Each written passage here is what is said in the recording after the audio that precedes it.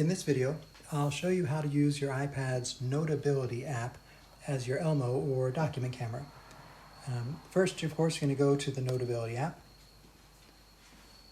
And from there, you can go out to the home page, and up in the top right corner of the screen, there's the import button. It looks like a square with a down arrow in it. You can see the menu that pops up.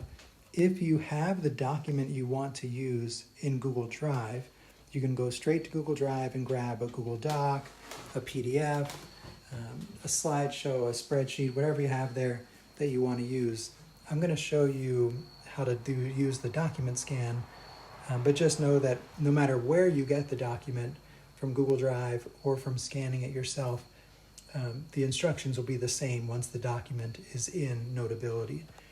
For the document scan, of course, the assumption is then you have just a hard copy of the document. So I'm going to hit that button, and then you'll see my document under the camera here. So I'm just going to hold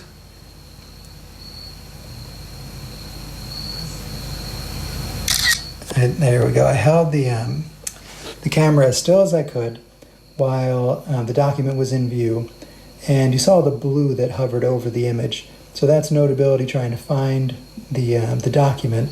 And once it did, I just held the iPad as still as I could. And since I have auto selected, Notability, when it figured that it had the document, it took the picture itself. If I wanted to do it manually, I could switch over to manual, and then I would press the shutter button. But I think I got a pretty good shot. It looked like it was in focus.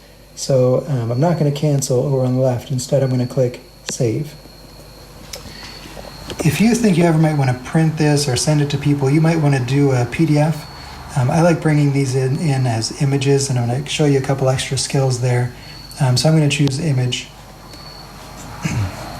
So you can see that Notability brought in the picture. It's pretty small on the screen. So the first thing I'm going to do is click on my scissors tool, and then I'm going to tap on the image and grab one of the corners and drag it all the way to the edge of the screen.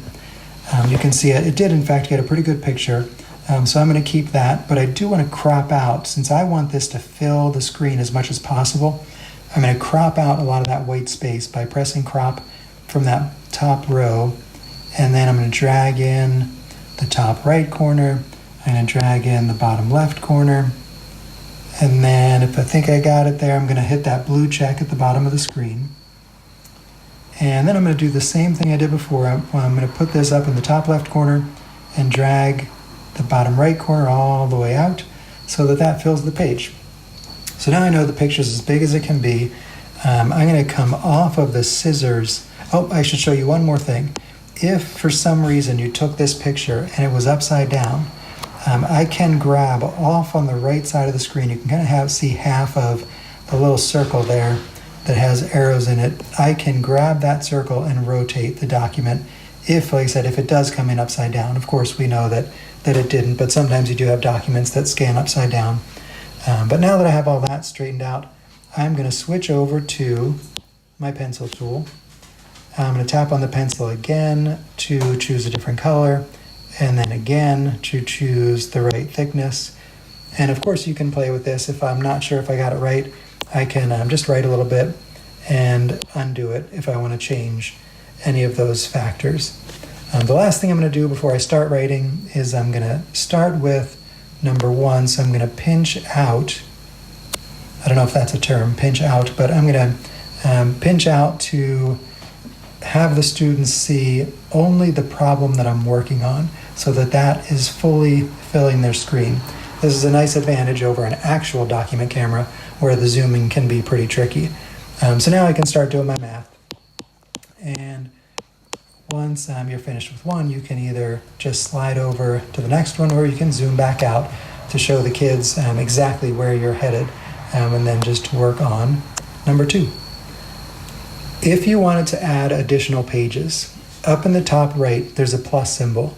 From that plus symbol, you get that document scan option again.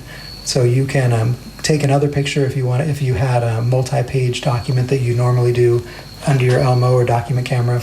So you can add document scans, or you can just go back out to the home screen and go up to import to start a brand new note.